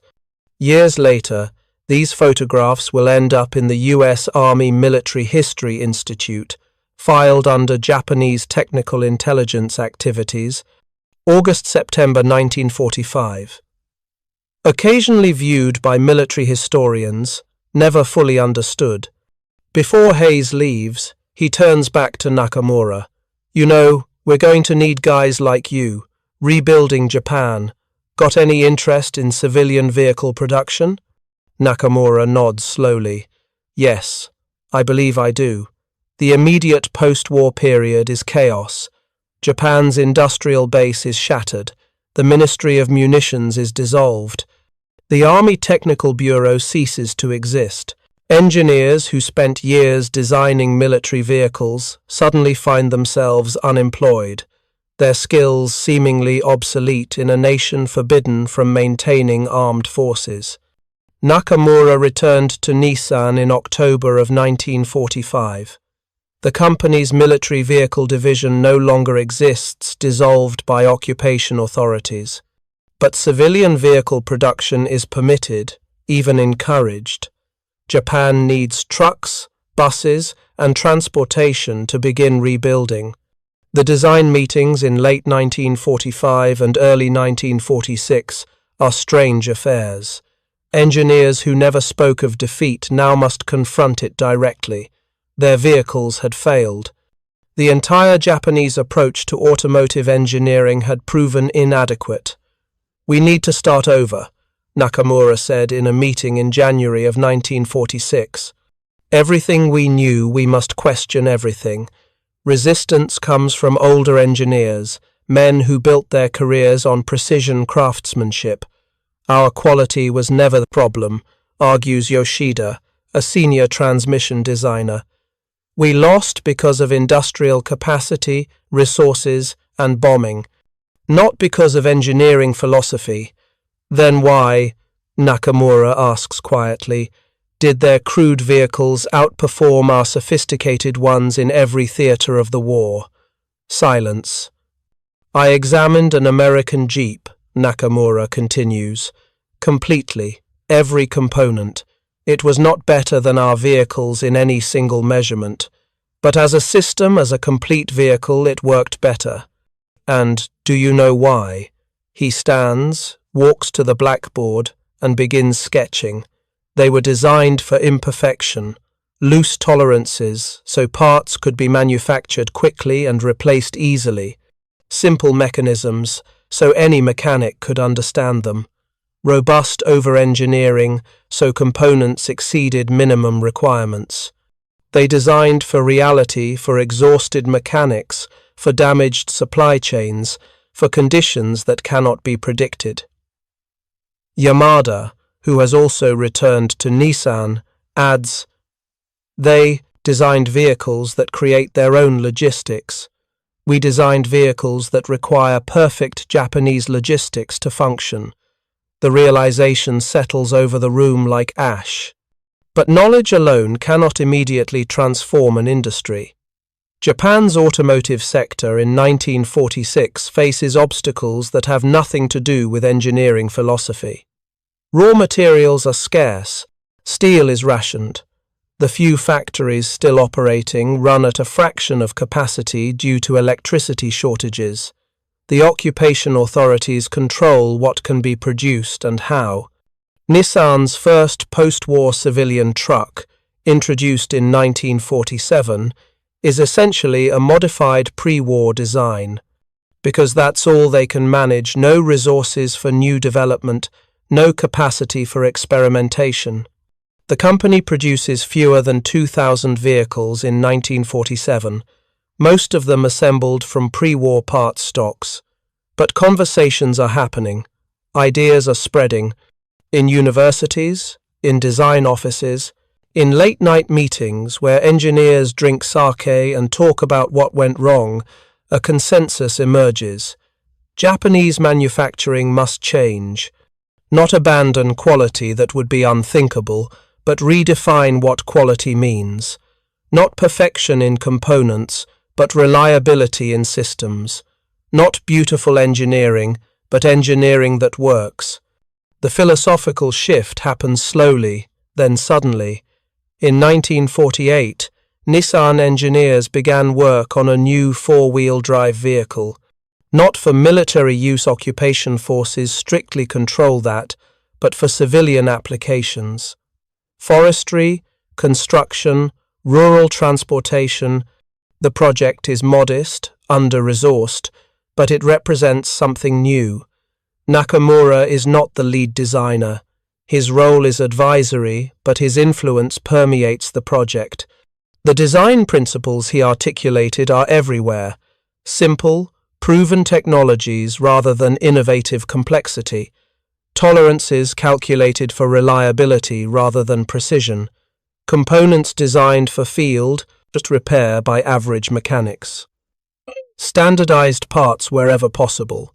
Robust over-engineering of critical systems.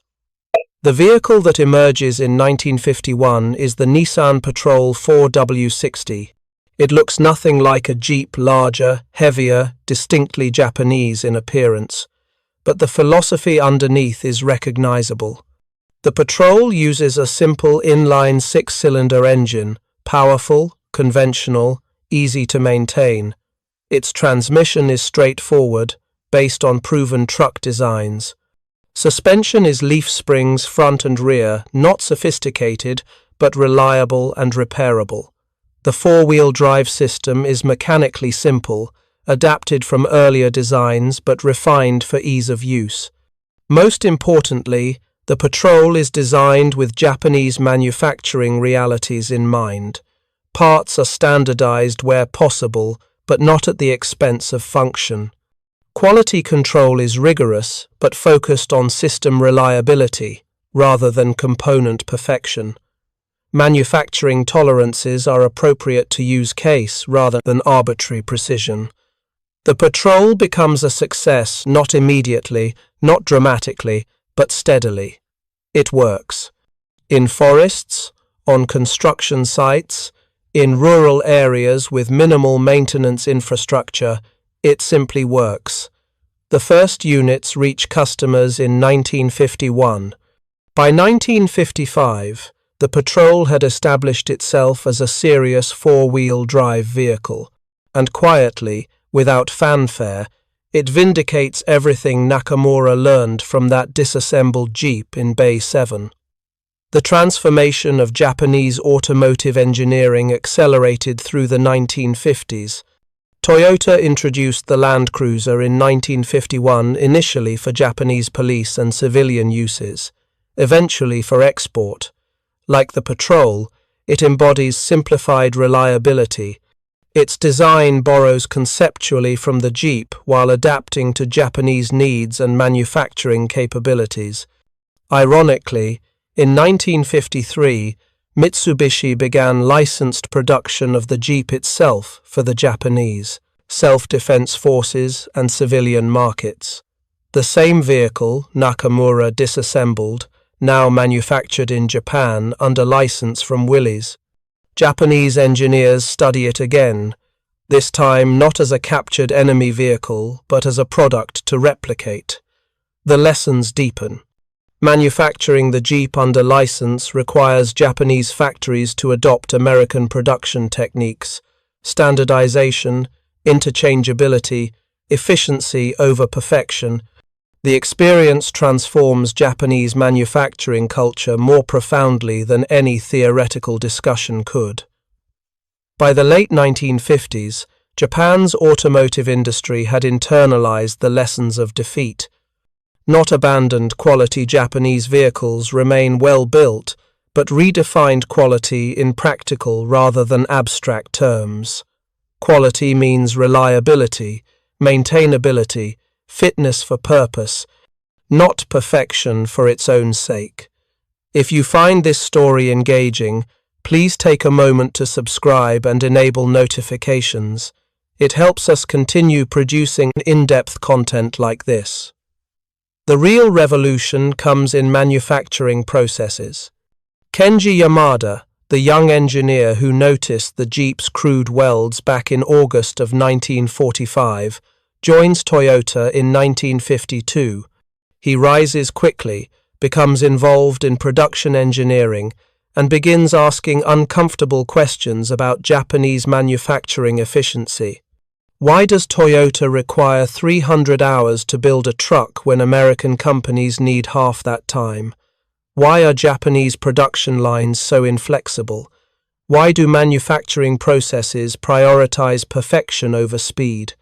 Yamada begins experimenting with concepts that will eventually become the Toyota production system, the manufacturing philosophy that revolutionizes global industry. Just-in-time inventory, continuous improvement, elimination of waste, standardized work, quality built into processes rather than inspected into products. The intellectual lineage traces directly back to that Jeep, to the recognition that American manufacturing succeeded not despite its apparent crudeness, but because of its systematic efficiency. The Americans had built an industrial system optimized for production at scale. Japan had built an industrial system optimized for craftsmanship at small scale. Modern war required the former. Modern peacetime prosperity would require it too. In a 1958 interview with a manufacturing journal, Yamada is asked about the origins of his production philosophy. He doesn't mention the Jeep specifically. The memory is still somewhat painful, wrapped up in defeat and national humiliation. But his answer is revealing. I learned that the best engineering makes the worker's job easier, not harder. That the best manufacturing process is the one that produces reliable products efficiently, not the one that produces perfect products slowly. These lessons came from studying American industry after the war. What he doesn't say, those lessons came from 3 weeks in August of 1945, disassembling an enemy vehicle that shouldn't have been better but was. Takeshi Nakamura continued working at Nissan through the 1950s and 60s, eventually retiring in 1973 at age 60. His colleagues noticed a change in him after the war. The pre-war Nakamura had been exacting, demanding perfection, intolerant of shortcuts. The post-war Nakamura advocates for simplicity, for robustness, for designs that work in imperfect conditions. He never speaks publicly about his assignment at Yokosuka, never writes articles about the Jeep he disassembled, never seeks credit for influencing Japanese automotive design philosophy. In Japan's corporate culture, such self-promotion would be unseemly anyway. The work matters, not the individual, but his influence is everywhere. Engineers who worked under him spread his principles throughout the industry. Design reviews where he asks, "But will this work when the mechanic is exhausted? When spare parts are delayed? When conditions are not ideal?" These questions become standard. The report he wrote, 37 pages, filed in his desk drawer on August 15, 1945, stays with him throughout his career. He never submits it officially, no point, but he rereads it occasionally. This document from another lifetime, when Japan was at war, and a simple American vehicle revealed truths about engineering that tradition had obscured.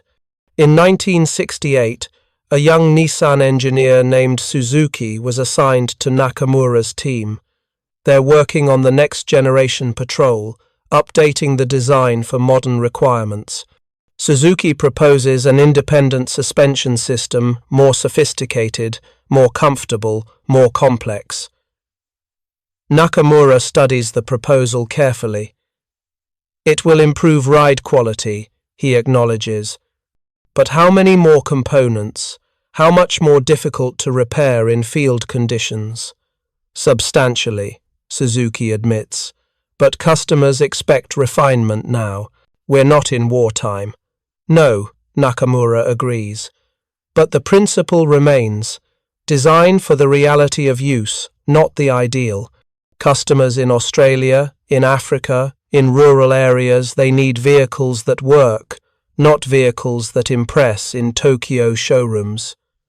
The Patrol keeps its solid axles and leaf springs, crude perhaps, but reliable. The vehicle becomes legendary in harsh conditions worldwide. Australian outback, African deserts, South American jungles. It works, just like the Jeep worked. The 1970s witnessed Japan's automotive industry reach parity with, then surpass, American manufacturers in many metrics. Toyota, Nissan, Honda, these companies have become synonymous with reliability, fuel efficiency, and quality. The oil crisis of 1973 accelerates their success. American vehicles, designed for cheap gasoline and domestic tastes, struggle. Japanese vehicles, efficient and reliable, thrive. Ironic, given that 30 years earlier, Japanese engineers were disassembling American vehicles, trying to understand American superiority. But the lessons learned in defeat enabled victory in peace. Japanese manufacturers understood that automotive excellence meant different things in different contexts. In wartime, it meant simplicity and reliability. In peacetime, it meant efficiency and quality. The underlying principle remained: understand the actual use case, design for reality, don't let abstract ideals override practical function. American manufacturers, ironically, forgot some of their own lessons. The companies that built the Jeep, that pioneered mass production and systematic efficiency, became complacent. Quality control slipped. Design became more about aesthetics than function. Manufacturing prioritized short-term cost reduction over long-term reliability. By the 1980s, Japanese vehicles were demonstrably more reliable than American equivalents. Consumer reports, J.D. Power surveys, owner satisfaction ratings all show Japanese brands at the top. The student has become the master. Nakamura, retired now, watches this transformation with complex emotions. Pride in Japanese achievement, satisfaction that the lessons of 1945 bore fruit, but also something else, a kind of melancholy recognition that success brings its own dangers. In a rare interview in 1981, conducted by a Nissan company historian preparing an internal history, Nakamura is asked about the source of Japanese automotive success. "We learned from defeat," he says simply. "We learned that being right about principles but wrong about reality is the same as being completely wrong. We learned to be humble about our assumptions and ruthless about testing them against truth." "And what did you personally learn, sir, during your career?" Nakamura is silent for a long moment. "I learned that in August of 1945, when I examined an American military vehicle, I thought I was studying engineering, but I was actually studying philosophy. The philosophy of how to think about complex problems, how to balance competing demands, how to know what matters and what doesn't." The interviewer asks if he kept any records from that period. Nakamura hesitates, then retrieves the old report from his personal files. 37 pages, yellowed now, filled with measurements and drawings and observations from another lifetime. "This was my real education," Nakamura says, holding the document carefully. "Everything I did afterward, all of it traces back to 3 weeks in 1945, when I learned that my understanding of excellence was incomplete." He returns the report to his files. It will stay there until his death, when his family will donate it, along with other papers, to Japan's Automotive Hall of Fame. Takeshi Nakamura died on March 14, 1983, at age 72, in his home in Yokohama. The obituary in the Nissan Company newsletter is brief, respectful, noting his 46 years of service and his contributions to post-war vehicle development. It mentions his work on the Patrol series, his mentorship of younger engineers, his dedication to practical design principles. It does not mention Yokosuka, does not mention August of 1945, does not mention the Jeep. His family, sorting through his personal effects, finds the report.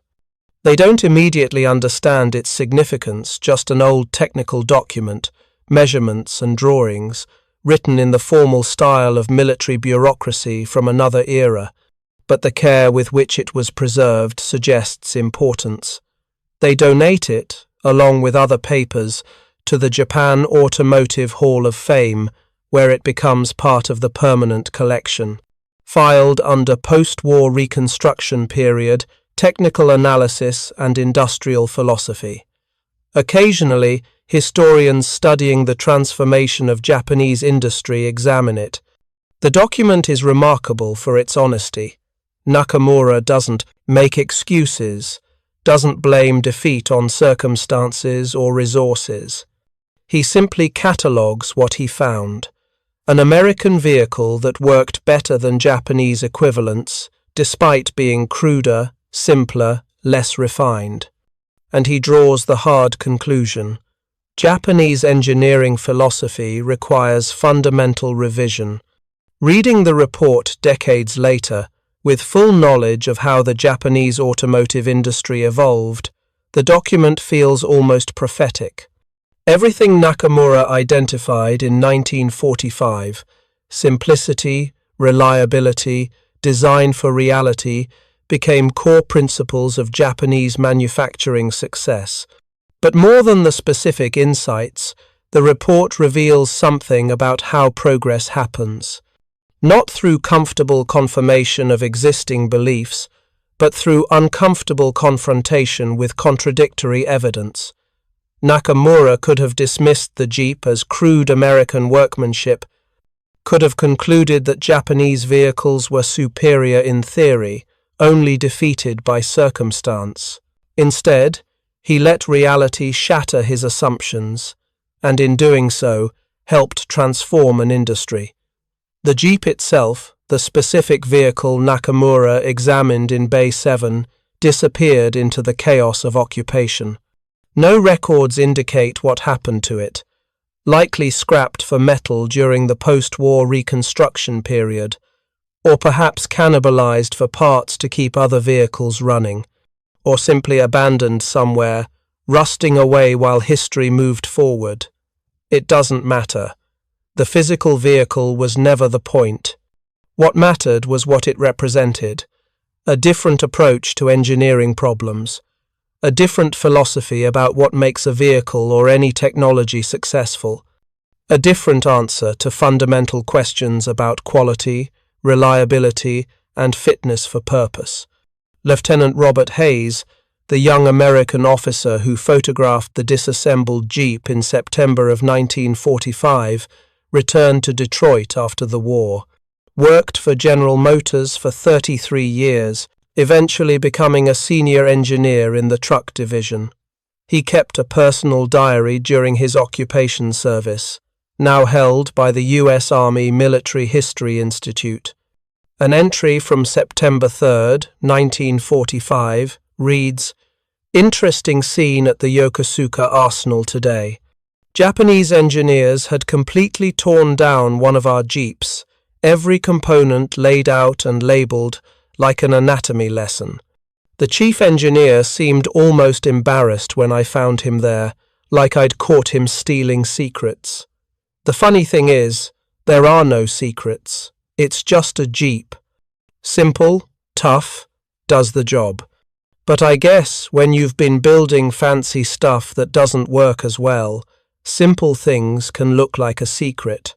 Hayes couldn't have known that his casual observation captured something profound, that the fancy stuff that doesn't work as well represented an entire industrial tradition, and that the simple Jeep would help catalyze one of the greatest manufacturing transformations in history.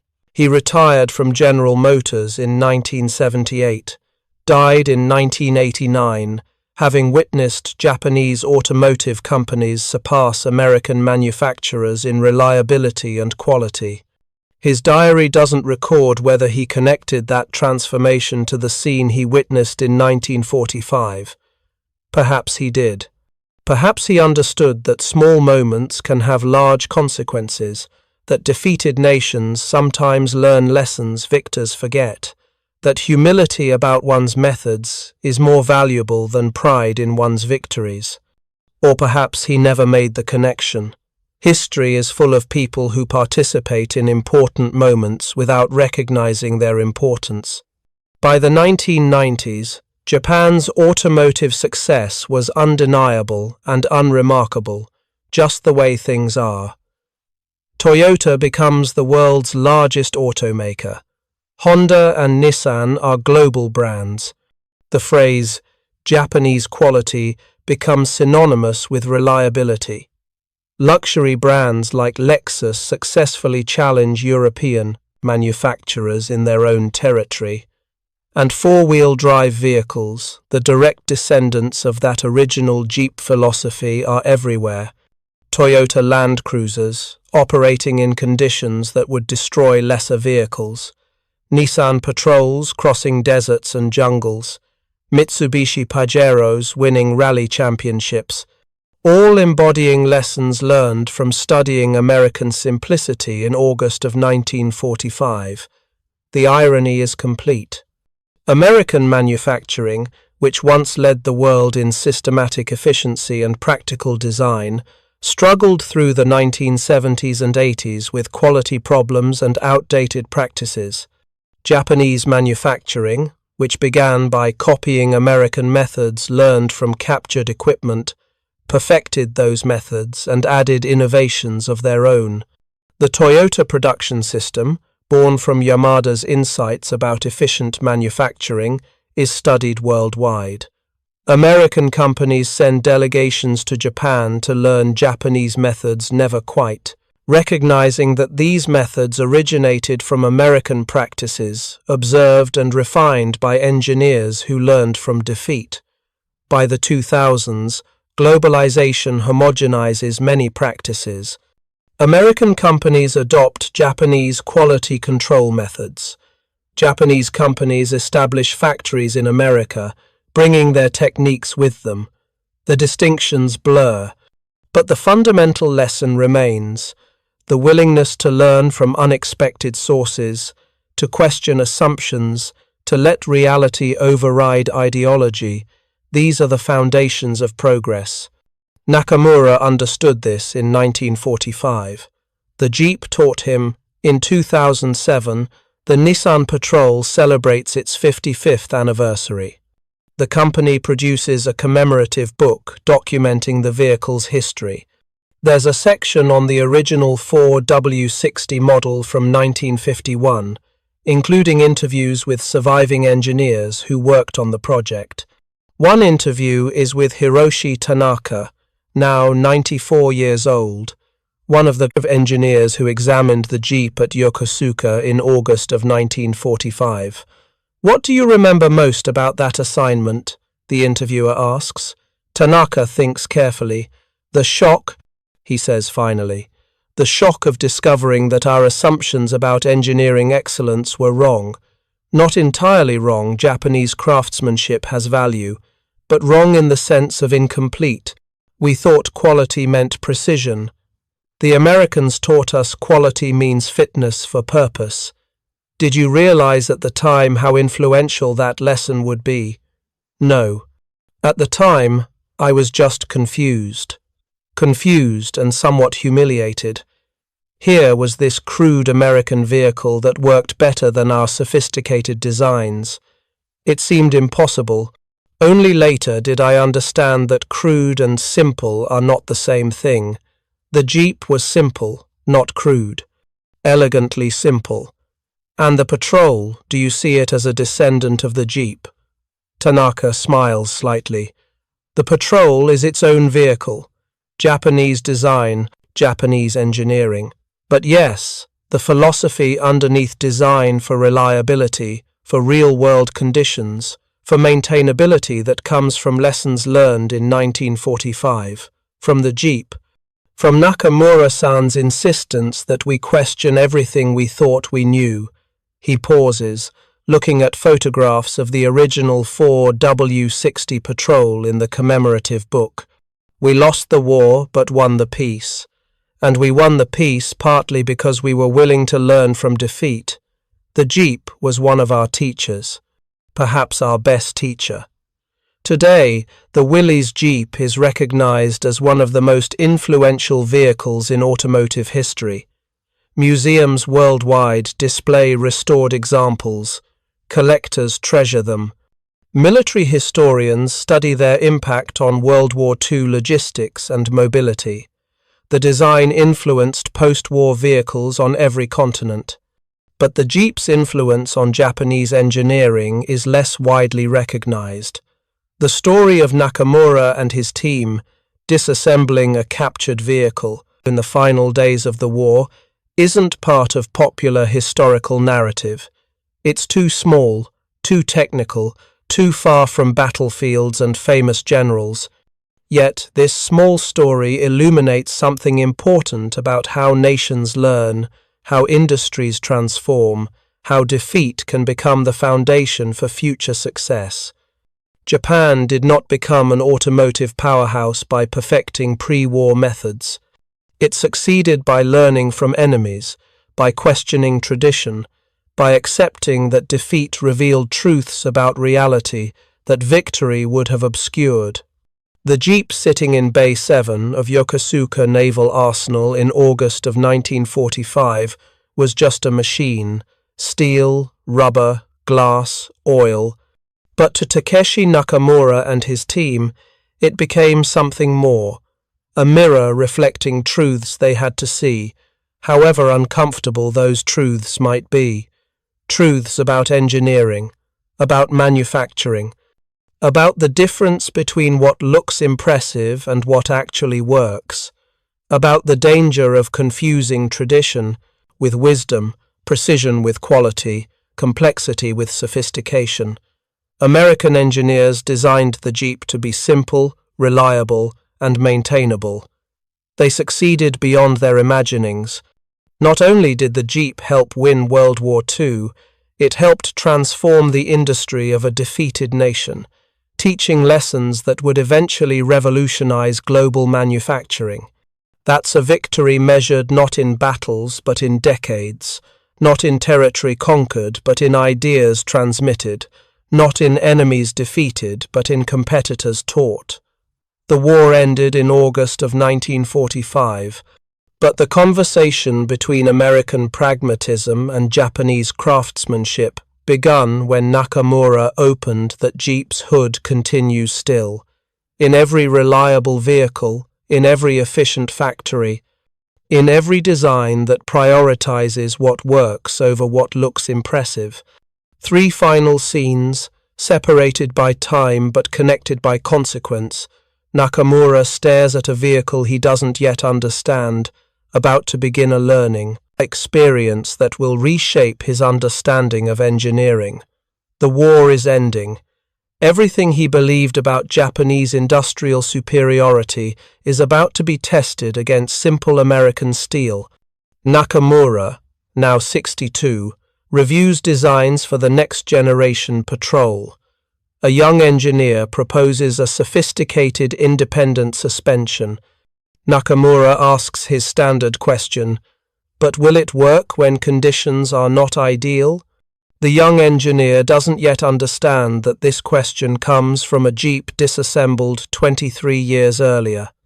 American workers build Japanese-designed vehicles using Japanese manufacturing methods that were originally inspired by American practices observed in defeat.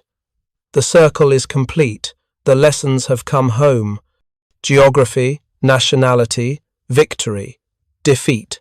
These categories matter less than the willingness to learn. The Jeep taught Japan. Japan taught the world. And somewhere in that chain of learning, the original insight persists. Design for reality, not ideology. Build what works, not what impresses. Respect the user, the maintainer, the real conditions of use. Simple lessons, devastatingly simple, just like the Jeep. Thank you for watching. For more detailed historical breakdowns, check out the other videos on your screen now, and don't forget to subscribe.